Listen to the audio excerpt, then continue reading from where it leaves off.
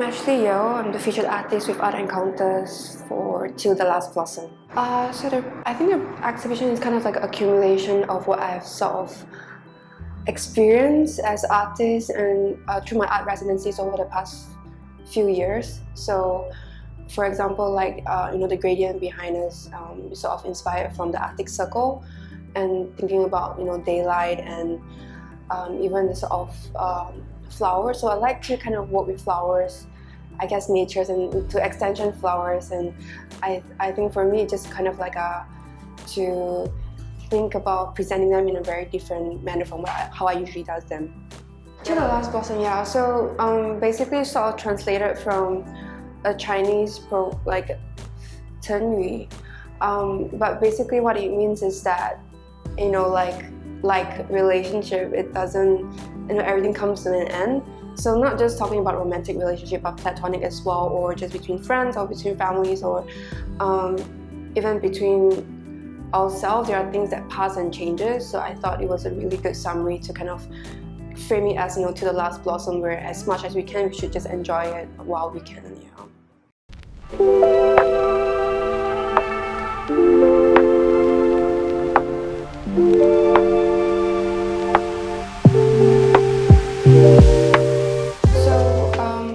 Because when we first started talking, I was already working on the paintings, but I didn't have a place to show them, so I thought it was a really good opportunity for me to present the new works, because they are very different from my past works.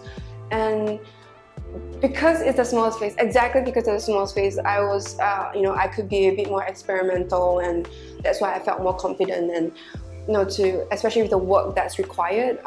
That's why I thought the container space worked particularly well for me. Like for example, all these soft paper cuts, they're actually die cut, but they still have to be processed by hand, to remove it individually, one by one. So that took about 2 months, and with the help of my assistant as well. So I think it's, it worked out in the end, and I'm really happy with how they turned out. Yeah, because actually I wasn't, for example, like I already understood right from the beginning, I wasn't able to cut all this individually by hand. It definitely has to be processed in a more industrial manner. So, for example, looking for like the supplier, or making sure that they're able to work with the paper, because this is sort of a special paper. It's Tyvek, so it's like tear resistant and it's water resistant, so that people in the public can walk through them and touch them relatively comfortably. I don't recommend them to touch them, but it should be safe. But it is very sensitive to heat, so that's why it's particularly must be like the die cut process, where it's cut by a blade instead of a laser. And also even trying to work out the gradient, finding the right colors, and making sure that the test prints and the colors look okay. So I think it's a more sort of technical process. Yeah. So with the paintings, actually, for example, like the garden one, that's the biggest one in the series. That took almost a year to complete. So yeah, because I do work on and off, amidst other work. So there's a lot of work going on simultaneously. But I think it allows me to have more time to think about the colors and the composition, and I get to be able to focus on the line work as well. That's quite different from the paper cuts. So yeah, I'm just quite excited to share the new works.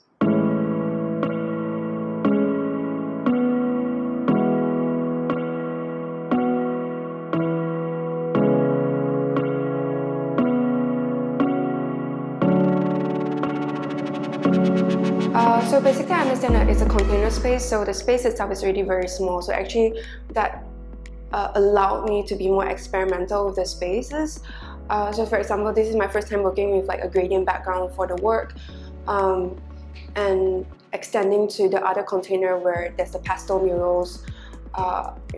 Because it's a small space, I was relatively confident that I can sort of fill it up with the drawings, and I'm glad to be able to show my I guess paintings since the last time I showed my drawings. So, and they're also a new work basically. So I think because it's a small space, it allowed me more confidence to show and present them.